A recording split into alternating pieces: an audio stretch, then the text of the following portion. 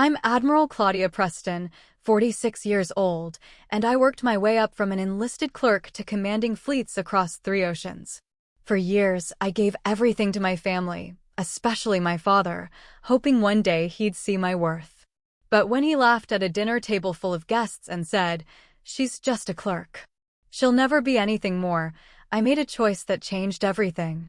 Have you ever been dismissed or humiliated by someone you gave everything to? If so, tell me your story in the comments. You're not alone. Before I dive into what happened, let me know where you're watching from. And if you've ever had to stand tall and claim your respect after being underestimated, hit like and subscribe for more true stories about boundaries and self-worth. What happened next might surprise you. I could live without his approval. I couldn't live without my own self-respect. 3 months later, the promotion opportunity arrived.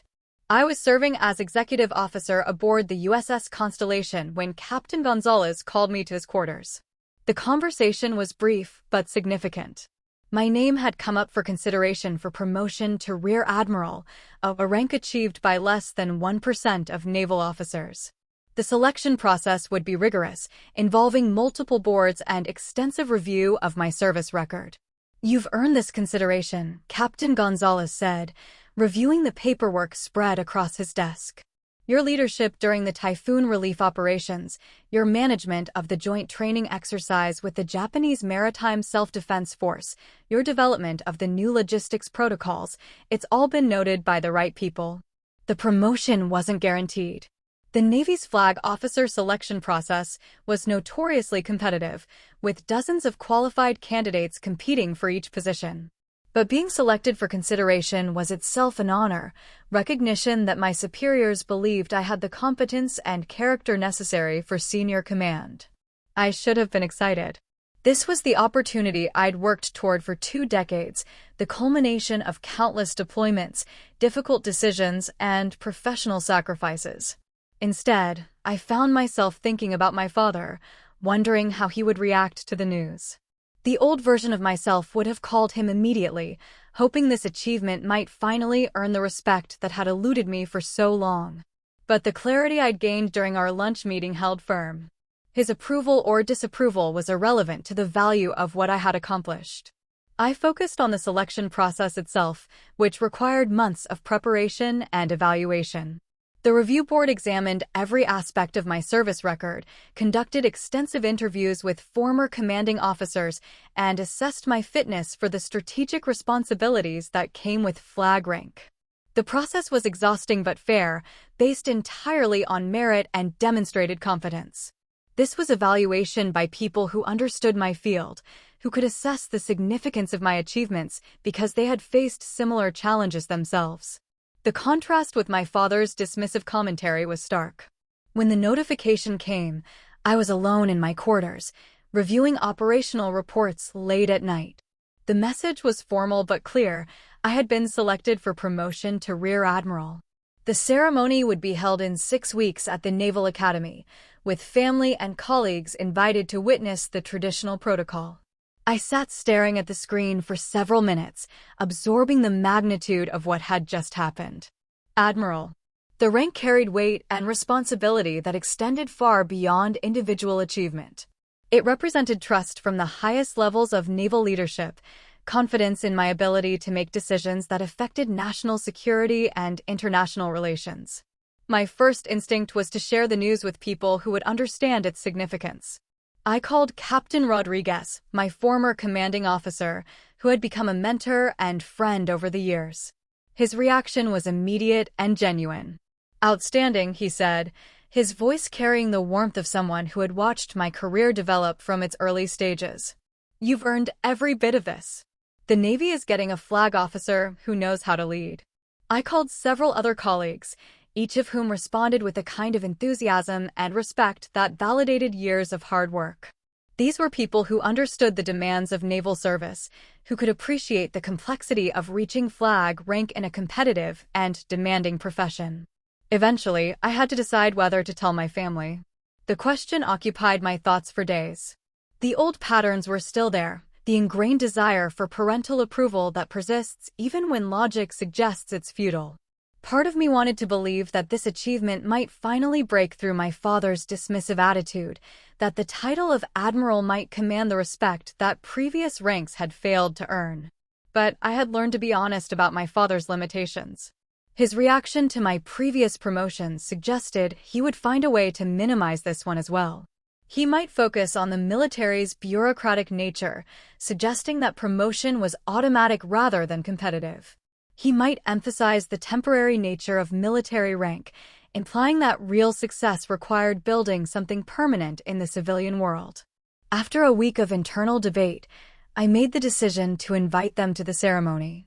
Not because I expected his approval, but because the moment belonged to me, not to him. His reaction couldn't diminish what I had accomplished or change what the promotion represented. The phone call was as awkward as I'd anticipated. I delivered the news simply and directly, explaining that I had been selected for promotion to Rear Admiral and that the ceremony would be held at the Naval Academy. The silence lasted long enough that I wondered if the connection had been lost. When my father finally spoke, his tone was carefully neutral. "That's quite an achievement," he said, the words sounding rehearsed and distant. "I'm sure you're pleased with the recognition." Recognition. As if the rank of Admiral were equivalent to an Employee of the Month award, a nice gesture from management rather than one of the most significant appointments in military service. My mother was more enthusiastic, asking questions about the ceremony and expressing genuine pride in what I had accomplished. But even her excitement was tempered by years of following my father's lead in family discussions about my career. The conversation ended with polite promises to attend the ceremony and congratulations that felt obligatory rather than heartfelt. I hung up the phone feeling oddly empty, as if I had just shared momentous news with strangers who were trying to be polite about something they didn't understand.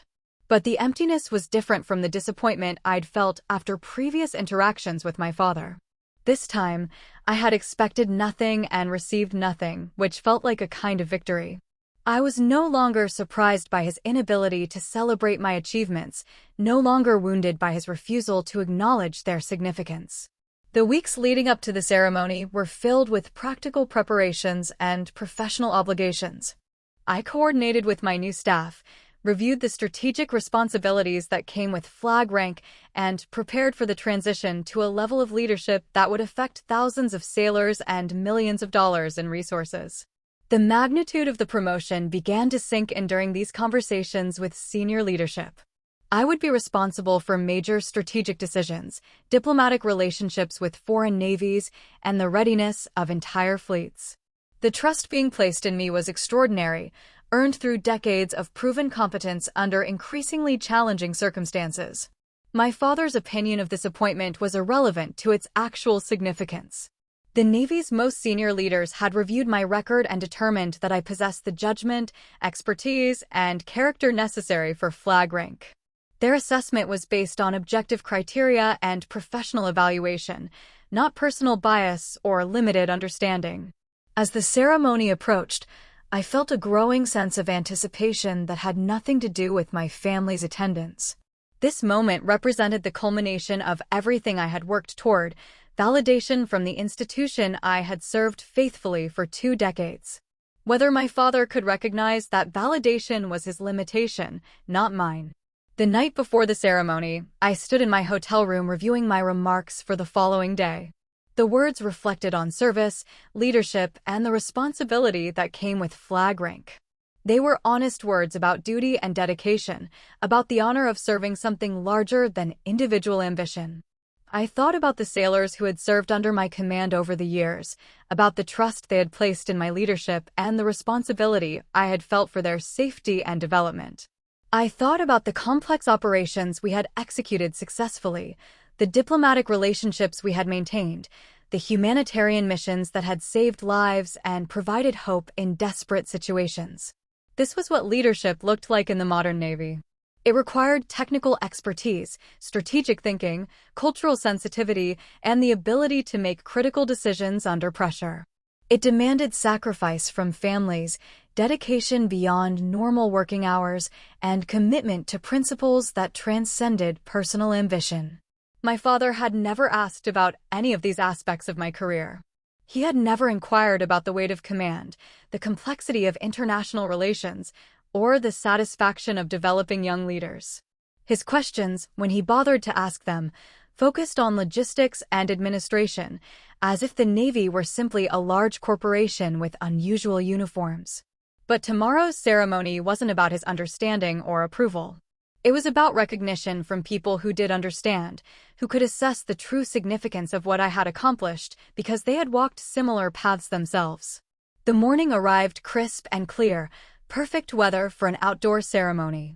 I dressed carefully in my service dress blues, adjusting the ribbons and insignia that told the story of 2 decades in uniform.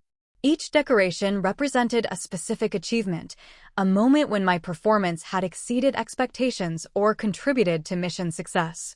Looking in the mirror, I saw someone I recognized and respected. The woman staring back at me had earned her place through competence and dedication, had proven herself in challenging circumstances, had gained the trust and confidence of her peers and superiors. My parents arrived at the Naval Academy looking appropriately dressed, but uncomfortable, like tourists visiting an unfamiliar culture. They followed the directions to the ceremonial hall, taking their seats among the families and colleagues who had gathered to witness the promotion. I watched them from across the room, noting my father's expression as he surveyed the gathering.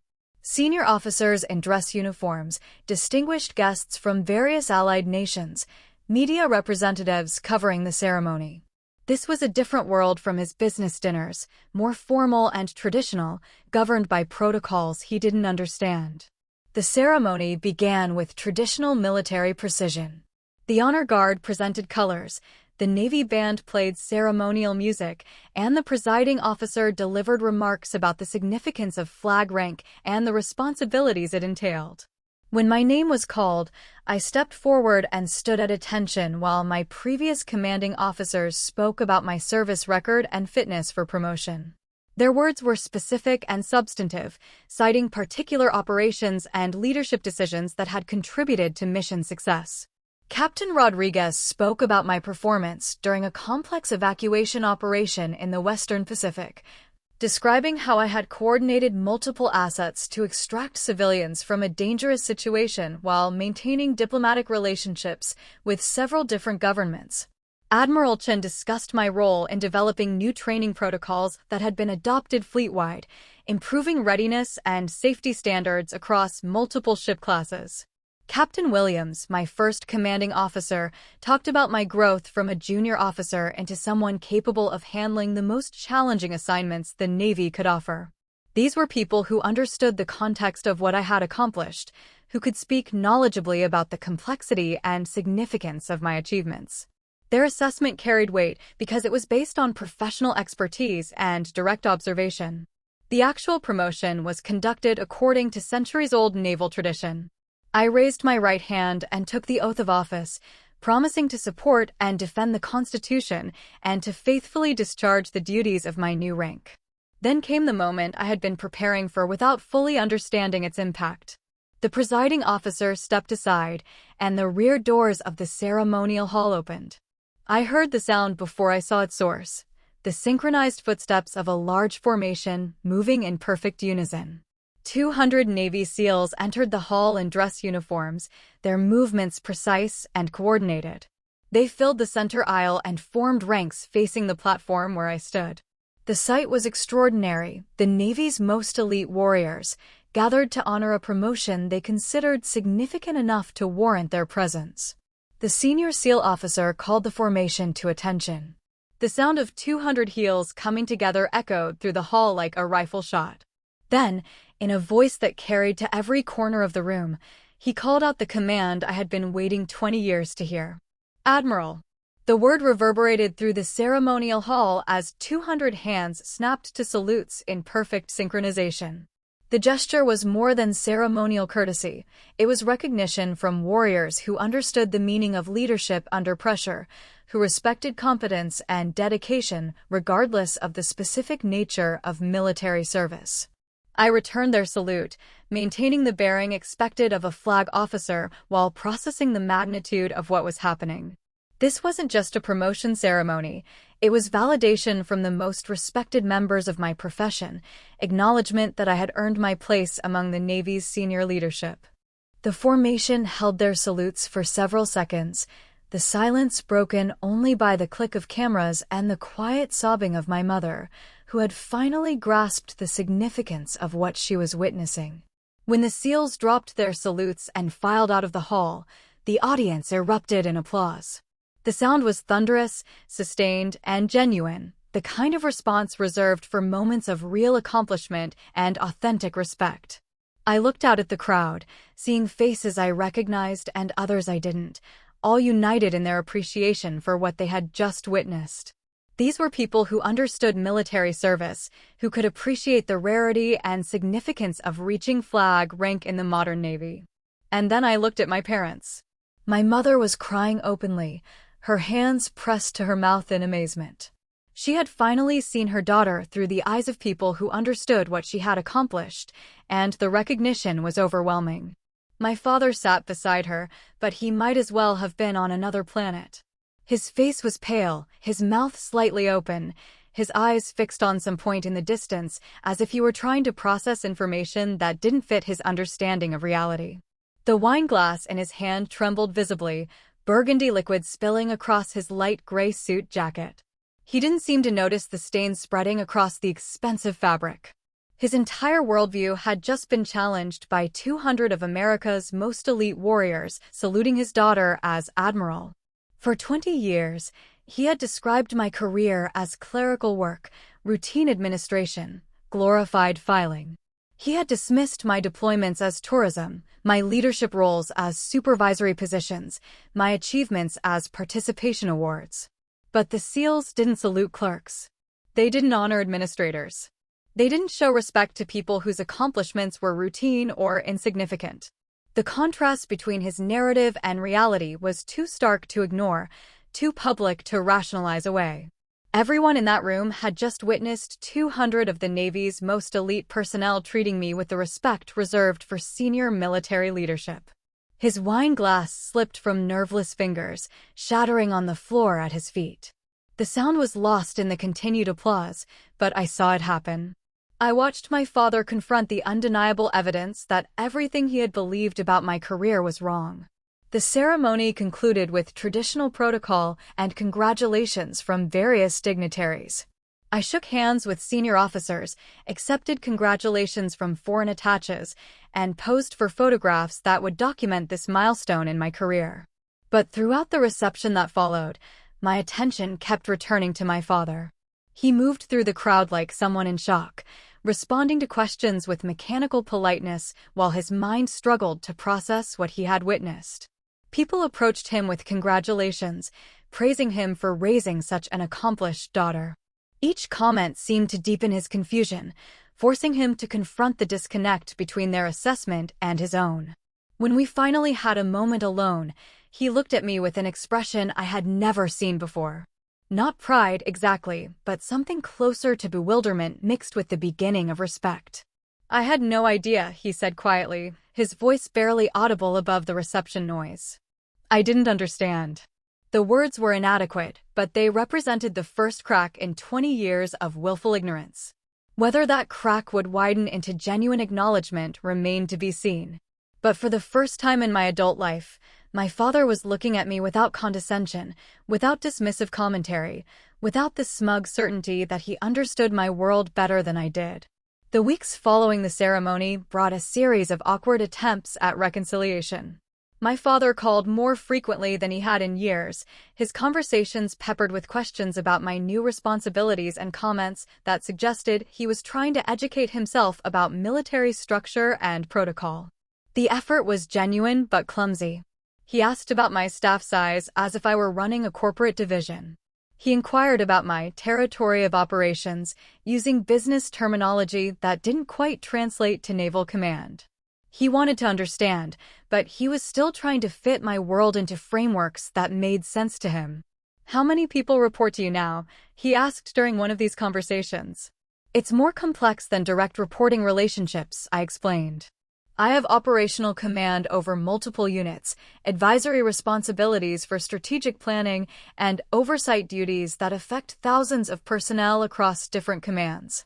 So you're like a regional vice president, he said, sounding pleased with himself for finding a comparison he could grasp. Regional vice president. The phrase made me smile despite myself. It was wrong, but it was progress. At least he was trying to understand instead of dismissing. My mother was more direct in her attempts to bridge the gap that had developed over the years. She called regularly, asking detailed questions about my work and sharing observations about my father's gradual awakening to what I had accomplished. He's been reading about the Navy, she told me during one conversation. There are books about naval history scattered around his office, and he's been watching documentaries about military leadership.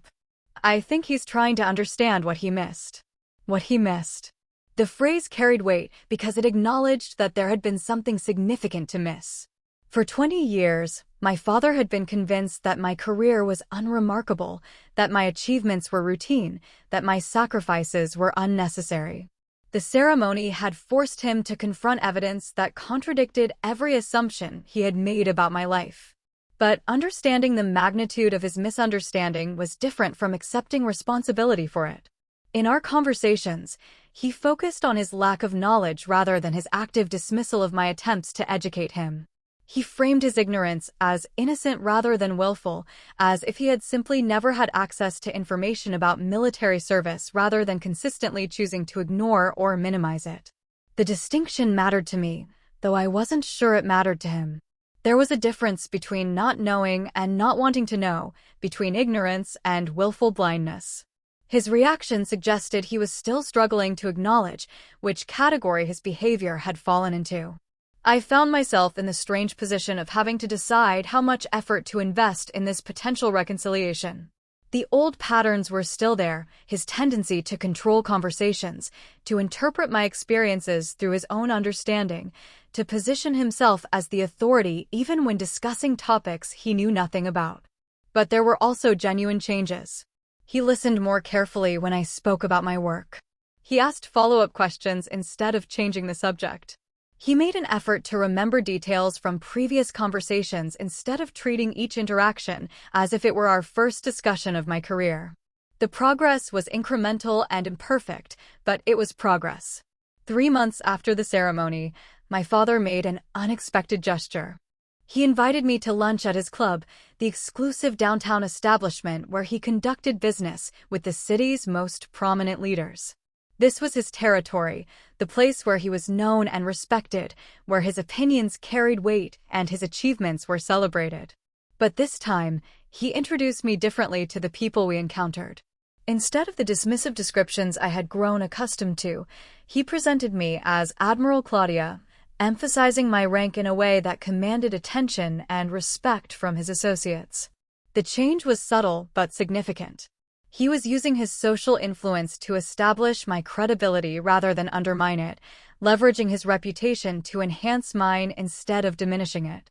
Over lunch, he made an admission that surprised me with its directness. "I owe you an apology," he said, setting down his fork and meeting my eyes across the table.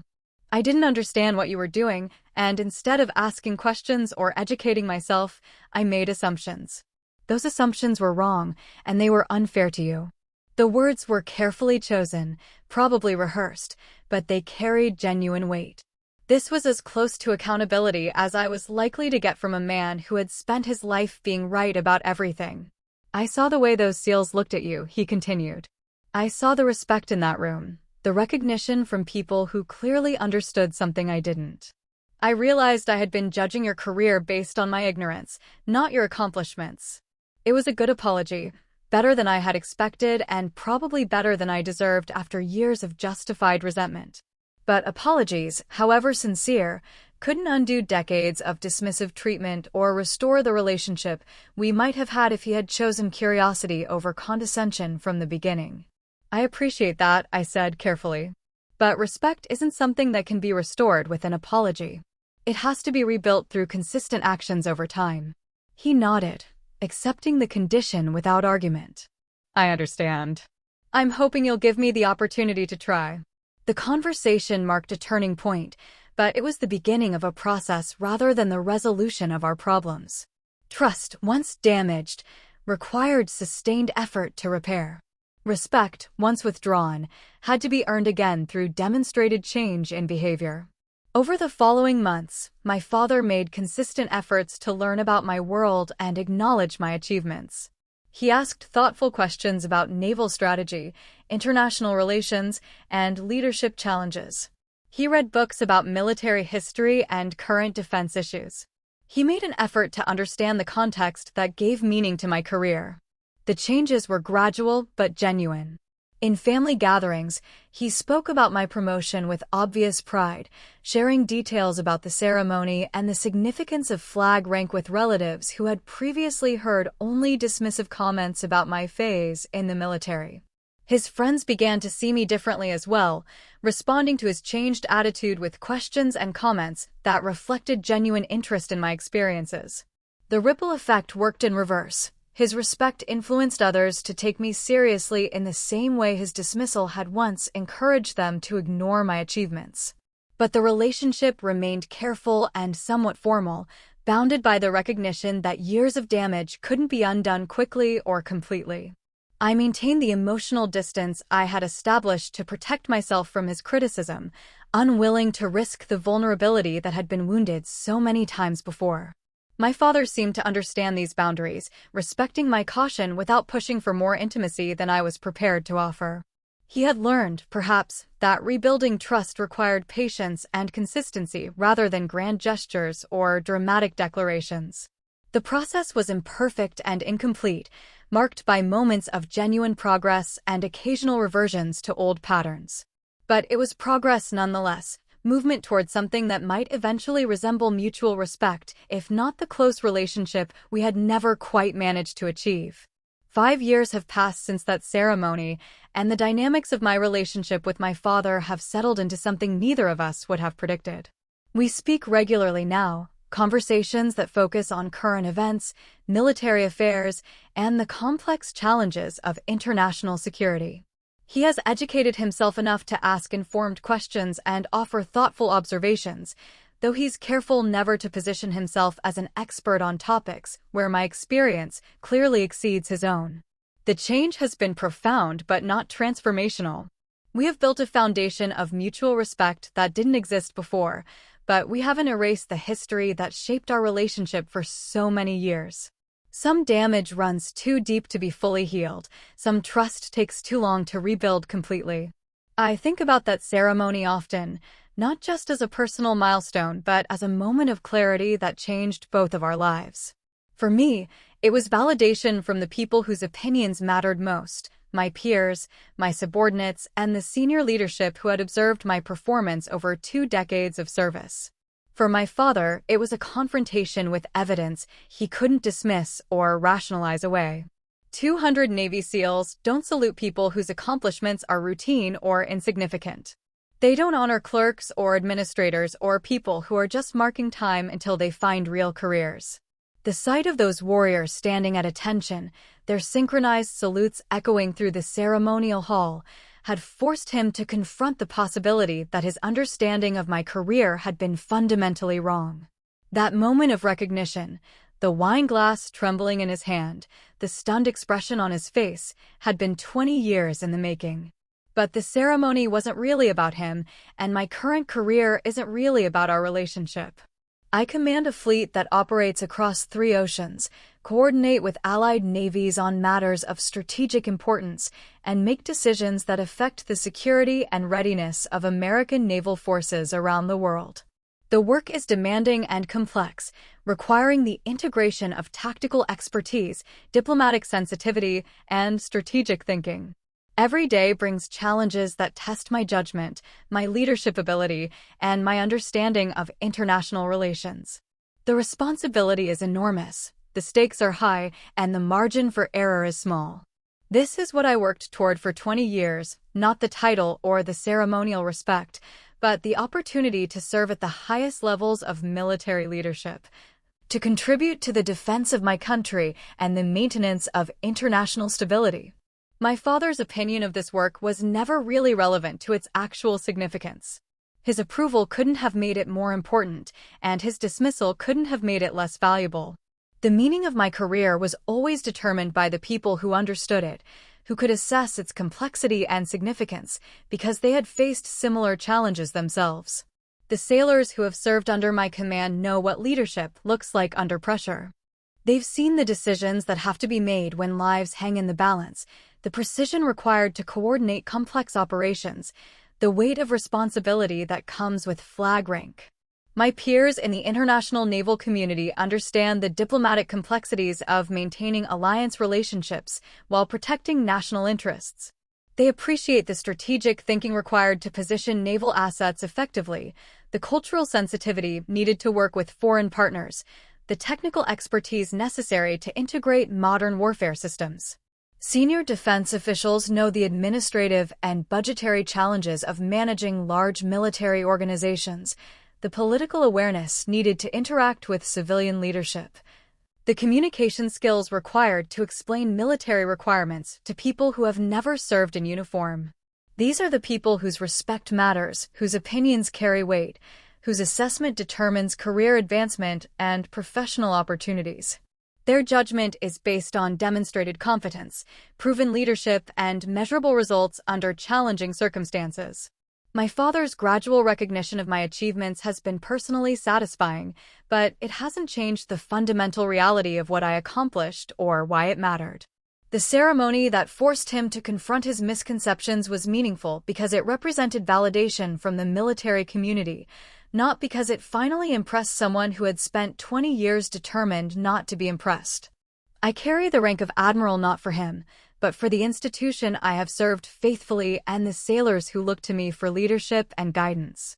The title represents trust from people who understand what military service requires, confidence from leaders who have observed my performance under the most demanding circumstances. My father lives with the memory of that ceremony, the wine spilling across his jacket, the sight of 200 elite warriors saluting his daughter, the sound of Admiral echoing through the hall. It's a memory that probably haunts him occasionally, a reminder of how thoroughly he had misunderstood something that mattered deeply to someone he claimed to love. But I live with something more substantial and enduring. I live with the knowledge that I built a career based on merit, earned respect from people worth respecting, and proved that dedication and competence can overcome initial disadvantages and skeptical assumptions. The rank on my uniform tells a story of persistence through adversity, excellence under pressure, and leadership that inspired confidence from subordinates and superiors alike. It represents 2 decades of service to something larger than personal ambition, commitment to principles that transcended individual gain. My father's laughter at that long-ago dinner party has been replaced by respectful questions and genuine interest in my work. His dismissive comments about clerks and administrators have given way to careful acknowledgments of my expertise and achievements. But more importantly, his opinion no longer has the power to diminish my sense of worth or accomplishment. The validation I sought for so many years came from the right sources, the people who understood what I was trying to achieve and could assess whether I had achieved it successfully. The ceremony was a moment of public recognition, but it was also a moment of personal liberation. It freed me from the need to prove myself to someone who had never really wanted to see what I was capable of accomplishing. Today, I wake up each morning focused on the responsibilities that come with flag rank, the challenges of maintaining naval readiness in an increasingly complex world, the satisfaction of developing the next generation of military leaders. My father's respect, hard-won and carefully maintained, is a welcome addition to my life, but not a defining element of it. I learned, perhaps later than I should have, that some victories are worth fighting for and others are worth walking away from. The title of Admiral, the salutes of 200 SEALs, the trust of thousands of sailors, these things speak for themselves to people who matter. They don't require translation or interpretation or approval from someone who spent 20 years convinced they weren't worth celebrating. My name, my rank, and my service record remain as testimony to what dedicated people can accomplish when they commit themselves to excellence regardless of who is or isn't watching, who does or doesn't understand, who will or won't acknowledge the value of what they've achieved.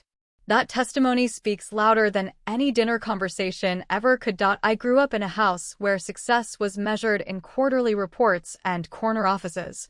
My father had built his real estate empire from nothing, and he never let anyone forget it. The walls of our dining room were lined with awards, photos of him shaking hands with mayors and city council members, newspaper clippings celebrating another development deal. At dinner parties, he'd hold court at the head of our mahogany table, regaling guests with stories of his latest conquest in the commercial property market. I was the quiet one among 3 children. While my brothers played football and dated cheerleaders, I organized my father's files and helped my mother coordinate his business dinners. I was dependable. I showed up. I got things done without fanfare or recognition. When guests asked about his children, my father would beam about my brother's athletic scholarships and social achievements. About me, he'd say, "She's my little organizer." Always behind the scenes, keeping everything running smoothly. The phrase stung even then, though I couldn't articulate why. Behind the scenes. As if visibility was the only measure of value. When I announced my intention to join the Navy after high school, the dinner table fell silent. My father set down his fork and studied me with the same calculating expression he used when evaluating property investments. "The military," he said finally, "is fine for kids who don't have other options." My mother tried to soften the blow. "It's a good way to see the world, develop discipline." "It's a phase," my father concluded, cutting into a steak. "She'll do her 4 years, maybe meet a nice officer, and then settle into something more appropriate." Something more appropriate. The words followed me through basic training, through my first deployment, through the long nights standing watch in the Persian Gulf. I wrote letters home describing the complexity of naval operations, the precision required to coordinate multi-ship exercises, the weight of responsibility that came with every decision. My father's responses were polite but distant. He'd update me on property deals and my brother's careers, then sign off with generic well wishes. When I came home on leave, the dynamic was clear. My brothers commanded attention with their stories from college and early careers. I sat quietly, listening to conversations about stock portfolios and business strategies. When people asked about my service, my father would interject before I could respond. "She's doing well," he'd say. "Keeping busy with her duties." Her duties. As if military service was just another household chore. The disconnect deepened with each promotion. When I made lieutenant, my father acknowledged it with a brief nod and changed the subject. When I received my first commendation for excellence in logistics coordination, he glanced at the certificate and said, "That's nice, sweetheart." Very administrative. Administrative. The word became his favorite way to diminish everything I accomplished. Leading a team of 40 sailors became managing personnel. Coordinating supply chains for an entire battle group became handling paperwork. Earning the respect of seasoned officers became being helpful around the office. At family gatherings, his friends would ask about his children. He'd light up describing my oldest brother's law practice and my younger brother's success in medical school. When the conversation inevitably turned to me, his tone would shift to something approaching pity. "She's still in the Navy," he'd say, as if I were still recovering from a childhood illness. Doing her part, keeping the paperwork moving. The relatives would nod sympathetically, perhaps wondering why I couldn't find my way into something more substantial, more legitimate, more worthy of respect. I began to see our relationship as a ledger with only one column. I gave him years of my life in service to our country. I gave him pride in a daughter who had earned the trust of her superiors and the loyalty of her subordinates. I gave him sacrifice, missing holidays and birthdays and family milestones to fulfill my obligations half a world away. He gave me tolerance. Conditional acceptance. The kind of distant approval he might offer a neighbor's child who was trying her best at something he didn't quite understand. The imbalance was exhausting. During my second tour, I stopped sharing details about my assignments. Why describe the intricacies of fleet coordination to someone who saw it as glorified filing? Why explain the strategic importance of naval intelligence to someone who measured worth in office square footage? My mother noticed the growing distance. During our phone calls, she'd encourage me to be patient with him. "He just doesn't understand what you do," she'd say. It's so different from his world. But I was beginning to understand that this wasn't about comprehension. It was about respect. And respect, I was learning, was not something you could earn from people who had already decided you weren't worth it. My fellow officers saw something different. They saw competence, leadership, and dedication. They promoted me based on merit, not family connections or personal bias. They valued my contributions because those contributions mattered, because missions succeeded or failed based on the quality of my work. The contrast was stark. In uniform, I was someone worth listening to. At family dinners, I was someone to be politely endured. My father never asked about the weight of command, the pressure of making decisions that affected hundreds of lives, or the satisfaction of watching young sailors grow into capable leaders under my guidance. He never inquired about the countries I'd seen, the challenges I'd overcome, or the friendships I'd forged with people who understood the meaning of service. Instead, he'd ask when I planned to transition into something more stable. Stable. As if a career built on discipline, honor, and demonstrated competence was somehow precarious compared to his world of leveraged real estate deals and municipal politics. I stopped expecting his approval sometime during my third deployment. The revelation was both liberating and lonely. Liberating because it freed me from the exhausting cycle of hoping he'd finally see my worth. Lonely because every daughter wants her father's pride, even daughters who have learned to live without it. By the time I reached the rank of commander, our interactions had settled into a comfortable emptiness. He'd ask generic questions about my health and my living situation. I'd provide brief, polite answers. We'd exist in the same room without really seeing each other. The foundation was cracked beyond repair. I had spent years trying to prove myself worthy of his respect, never realizing that the problem wasn't my worth, it was his ability to recognize it. Some people measure value in familiar terms, and anything outside their experience becomes invisible, irrelevant, or insignificant. My father had built his identity around being the successful one, the important one, the one whose accomplishments mattered. Acknowledging my achievements would have required him to expand that identity, to admit that success looked different than he had imagined. He chose comfort over growth, familiarity over understanding, his narrative over my reality. I chose to stop letting his limitations define my value. The warning signs had been there for years, subtle but consistent. I just hadn't wanted to see them clearly. It started with the Christmas dinners. My father would gather the extended family around our dining room table, the good china reflecting the chandelier light, and hold court like the patriarch he'd always imagined himself to be. My aunts and uncles would listen attentively as he recounted his latest business victories, nodding appreciatively at each strategic detail. When conversation turned to the younger generation, the pattern emerged. My cousin Claudia's promotion at the marketing firm warranted a toast. My brother David's acceptance into a prestigious medical residency program prompted calls to neighbors who weren't even at the dinner. When someone inevitably asked about me, my father's entire demeanor shifted.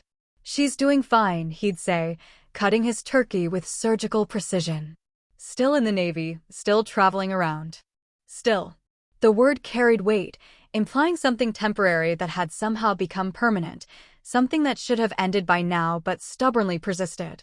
My Aunt Patricia, bless her, would try to draw me into the conversation. "Tell us about your latest assignment, dear. Where are you stationed now?" Before I could respond, my father would interject. "She's working in operations now. Very busy with the daily routine." Operations became routine. Leadership became management. Strategic planning became scheduling. Every accomplishment was translated into terms that minimized its significance, reduced it to something ordinary and forgettable. The extended family took their cues from him. If my military service wasn't worth celebrating, then they wouldn't celebrate it. If my achievements weren't remarkable, then they wouldn't remark on them. My father's dismissal became their dismissal, his indifference their indifference.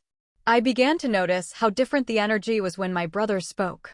When David described his surgical rotations, the room leaned in, hanging on every detail about life-saving procedures and medical emergencies.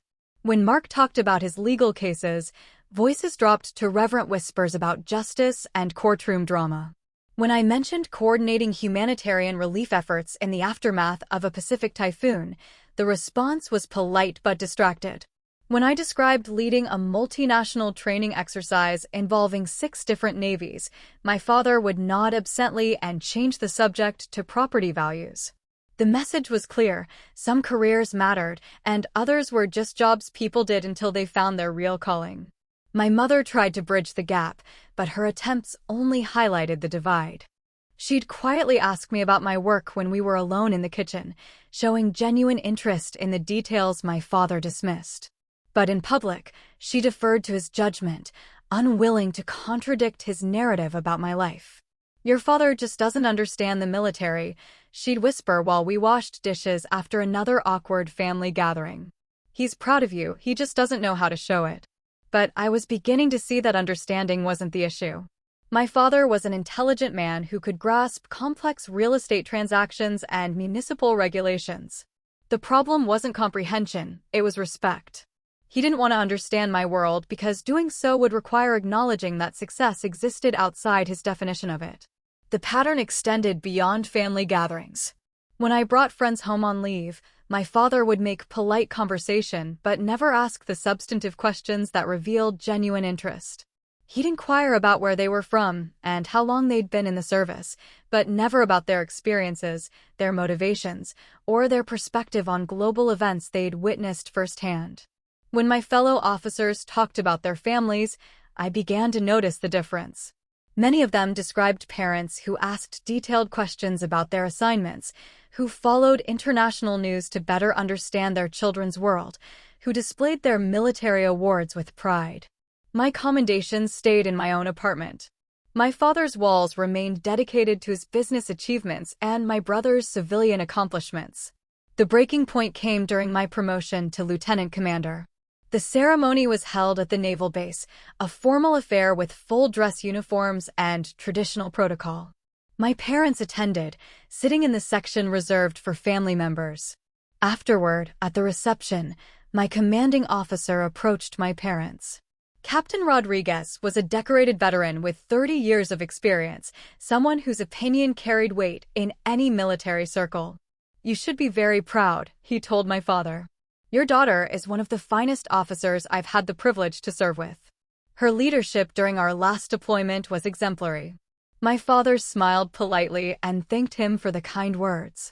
But I could see in his expression that he was unmoved. Captain Rodriguez's praise carried no more weight than a neighbor complimenting my gardening skills. Military achievement, in my father's worldview, was simply not achievement that mattered. That evening, at the celebration dinner he'd insisted on hosting, my father raised his glass to toast my promotion.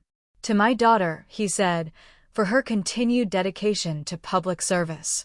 Public service. The phrase reduced my leadership of 300 sailors to something equivalent to working at the DMV. It translated years of training, sacrifice, and responsibility into a vague civic obligation that anyone might fulfill. My brothers offered congratulations, but their tone was the same one they used when acknowledging my birthday or commenting on my new haircut.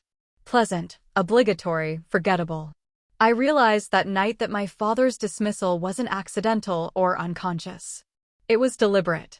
He had constructed a worldview where his success was the template for all success, where his achievements were the standard by which all achievements should be measured. In that worldview, my career wasn't just different, it was lesser. Not because it was less important or less demanding, but because it was unfamiliar. And rather than expand his understanding to accommodate my reality, he had chosen to diminish my reality to fit his understanding. The conversation at dinner confirmed it. When guests asked about my new responsibilities, my father answered for me, describing my role in terms that stripped away its complexity and significance. When I tried to correct him, to explain the actual scope of my duties, he'd smile indulgently and say, "She's being modest. It's basically supervisory work." Supervisory work. As if commanding a ship and being responsible for the safety and readiness of an entire crew was equivalent to managing a small office staff. I stopped trying to correct him. I stopped trying to educate him. I stopped trying to earn recognition that he was fundamentally incapable of giving. The cracks had become chasms, and I was finally ready to acknowledge that some damage was irreversible. The evening that ended everything started like dozens of others. My father had planned one of his dinner parties, the kind he'd been hosting for 20 years. The guest list included his business associates, longtime neighbors, and a few family members who lived nearby. My mother spent the afternoon arranging flowers and setting the table with their wedding china, the ritual preparation that preceded these carefully orchestrated displays of prosperity and connection. I was home on leave, having just completed a deployment that had taken me to 7 countries in 4 months. The assignment had been challenging and successful, requiring me to coordinate logistics for joint operations with allied navies while managing complex diplomatic protocols. It was the kind of responsibility that demonstrated trust from my superiors and respect from my peers. But as I dressed for dinner, I already knew how the evening would unfold. My father would introduce me to guests as his daughter in the Navy, then quickly move the conversation to topics he considered more substantial. My accomplishments would be acknowledged briefly and dismissed permanently. My presence would be tolerated but not celebrated. The guests arrived in waves, each greeted personally by my father, who had a gift for making everyone feel important and welcomed. He'd built his business success partly on this ability to connect with people, to make them feel seen and valued. Watching him work the room, I felt the familiar ache of knowing he had never turned that gift toward me. Dinner conversation flowed through predictable channels. Business opportunities, local politics, travel experiences, and family updates. My father dominated the discussion, as he always did, weaving stories and observations into an entertaining monologue that kept everyone engaged. When the conversation turned to children and careers, I braced myself. Mrs. Patterson from down the street had a son who'd just made partner at a law firm in Chicago. The Johnsons were celebrating their daughter's promotion to department head at a local hospital.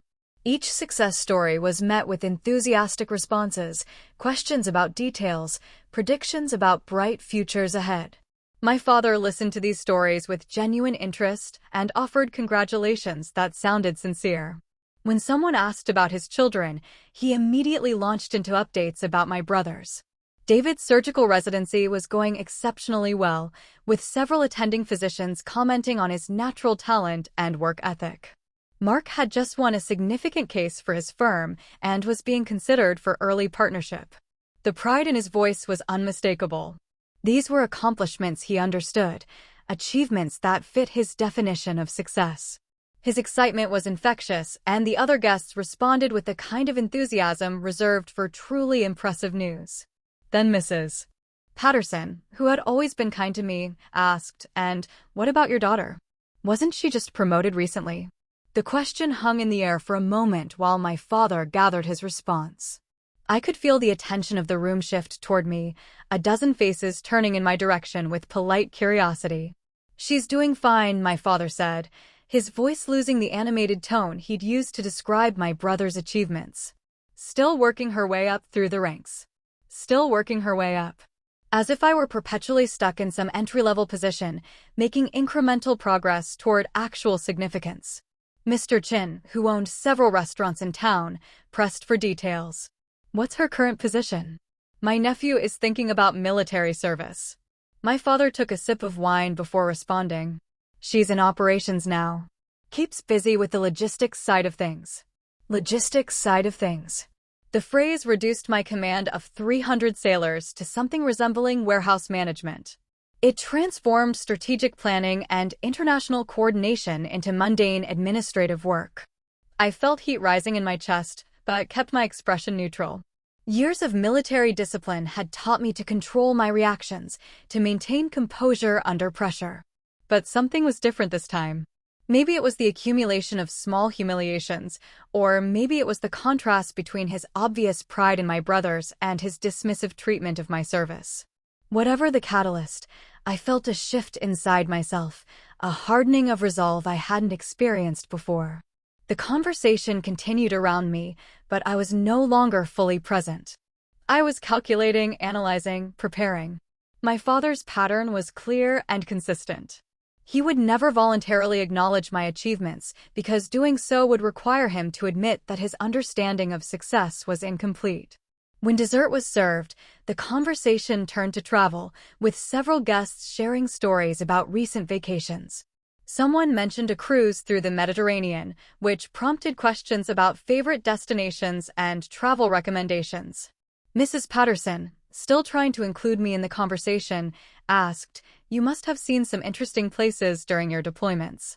"A few," I said simply, not wanting to elaborate in an environment where my experiences would be minimized. But my father couldn't resist the opportunity to demonstrate his knowledge of my life. "She's been all over the Pacific," he said, waving his fork dismissively. "Mostly routine stuff, port visits and training exercises." Routine stuff.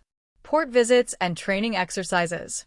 The words stripped away the complexity of international diplomacy, the weight of command responsibility, the significance of representing American interests abroad.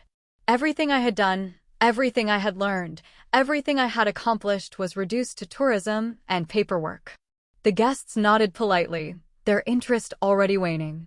If my own father described my work as routine, then it must be routine. If he characterized my deployments as simple port visits, then they must be simple port visits. I looked around the table at these people who had known me since childhood, people who had watched me grow up and leave home and build a career. They were good people, successful in their own fields, intelligent and thoughtful. But they were taking their cues from my father, allowing his assessment to shape their perception of my life. That's when I realized the full extent of the damage. It wasn't just that my father refused to respect my achievements. It was that his dismissal influenced everyone around him, creating a ripple effect that diminished my worth in the eyes of people who might otherwise have seen me clearly. He had appointed himself the interpreter of my life, the person who would explain to others what my experiences meant and whether they mattered. And his interpretation was consistent. Nothing I did was particularly impressive, important, or worthy of attention. The realization crystallized into something cold and hard in my chest. This wasn't about different perspectives or generational misunderstanding. This was about power and control. My father needed to be the most successful person in every room, the one whose achievements overshadowed everyone else's. Acknowledging my accomplishments would have disrupted that narrative. So he had chosen to erase them instead. The dinner party continued around me, but I had withdrawn into myself, processing the implications of what I'd just witnessed. The coffee was served, the conversation moved to safer topics like weather and local sports, and eventually the guests began making their departure preparations. Each goodbye was warm and friendly, with promises to get together soon and compliments on another wonderful evening. As I helped my mother clear the dishes, I felt disconnected from the domestic routine we'd performed countless times before. The familiar motions of scraping plates and loading the dishwasher felt foreign, as if I were watching someone else's life from a distance. "That went well," my mother said, rinsing wine glasses in the sink. Everyone seemed to enjoy themselves. I nodded absently, not trusting myself to speak. The evening had revealed something I'd been trying to ignore for years. My father's dismissal of my career wasn't accidental or unconscious. It was strategic. He had made a deliberate choice to minimize my achievements because they threatened his position as the family's primary success story. After my parents went to bed, I sat in my childhood bedroom, staring at the walls that still displayed my high school awards and college graduation photos. The contrast was stark. Here were the achievements my father had celebrated: honor roll certificates, scholarship announcements, academic recognition. The girl in those photos looked optimistic and confident, secure in the belief that hard work and dedication would earn respect and acknowledgement. But there were no military commendations on these walls. No photos from promotion ceremonies or deployment farewells. No evidence of the woman I had become or the career I had built. This room was frozen in time, preserving the version of me that my father preferred, the helpful daughter who stayed in familiar territory and didn't challenge his understanding of what success should look like. I thought about my fellow officers, men and women who had earned their positions through merit and dedication. They commanded respect because their competence was undeniable, their leadership proven under pressure. They made decisions that affected thousands of lives and millions of dollars in resources. They represented their country in negotiations with foreign governments and managed complex international relationships. But in my father's narrative, we were all just clerks in uniforms, pushing papers and following orders, marking time until we came to our senses and pursued real careers. The next morning, I made a decision that surprised even me. I called my father's office and asked if I could take him to lunch. We met at his favorite restaurant, a place where he was known by name and treated with the deference he expected. Over salad and sandwiches, I asked him directly about his view of my career. The conversation was civil but revealing. He spoke about his concerns for my future, his belief that military service was a dead-end path, his hope that I would eventually transition into something with better long-term prospects. "I just want what's best for you," he said, cutting his sandwich with the same precision he applied to business deals. "The military is fine for young people, but you need to think about building something lasting." Building something lasting. As if 20 years of service, the trust of my superiors, and the loyalty of my subordinates were temporary constructions that would disappear when I changed jobs. I tried to explain the significance of what I did, the complexity of modern naval operations, the strategic importance of maritime security. I described the satisfaction of developing young leaders, the responsibility of making decisions under pressure, the honor of serving something larger than myself. He listened politely but without engagement. When I finished, he patted my hand in the same condescending way he might comfort a child who had been disappointed by reality. "I'm sure it feels important to you," he said. "But you have to look at the bigger picture. What are you building for your future? Where's the financial security? Where's the long-term career path?" That's when I understood the fundamental disconnect. My father measured value in accumulation, money, property, status symbols that could be displayed and quantified. Military service, no matter how distinguished, didn't produce the kind of tangible wealth he considered meaningful. In his worldview, I had spent 20 years working for modest pay in a job that would end with a pension instead of equity. I had chosen service over profit, duty over advancement, honor over accumulation. And in choosing those things, I had chosen to be lesser in his estimation. The lunch ended cordially, but something had shifted permanently. I had asked for his respect and been offered his pity. I had shared my achievements and received his sympathy. I had opened myself to his understanding and been met with his condescension. That afternoon, I began to see my relationship with my father as an equation that would never balance.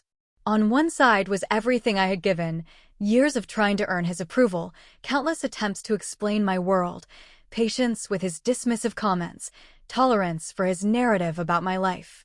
On the other side was what he had given in return, conditional acceptance, backhanded support, and a consistent message that nothing I did was quite good enough to warrant genuine pride or respect.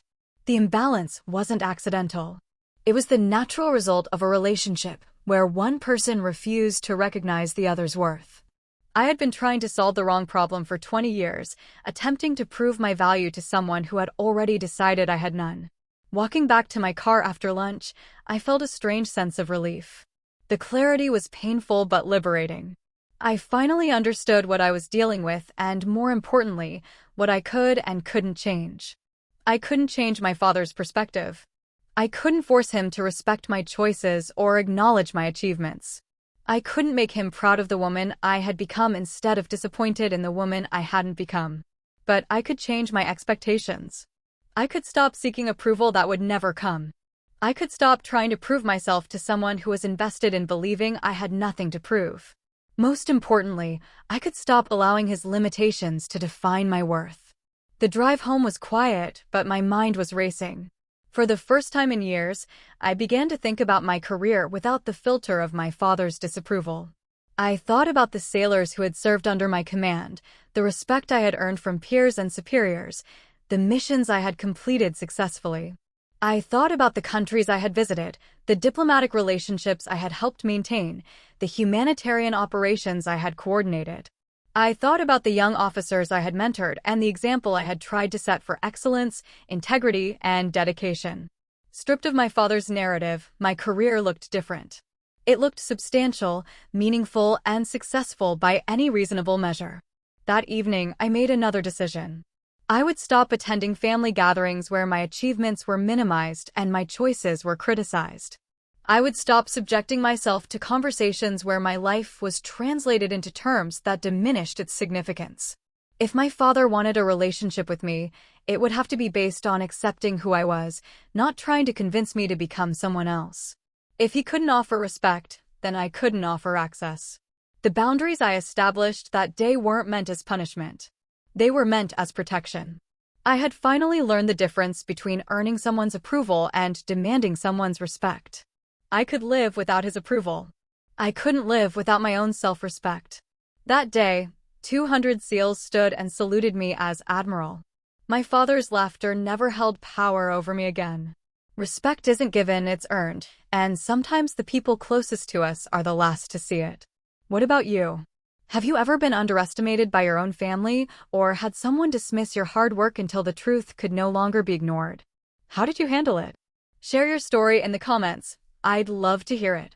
And if this resonated with you, don't forget to like, subscribe, and join me for more real stories about boundaries, respect, and reclaiming your worth.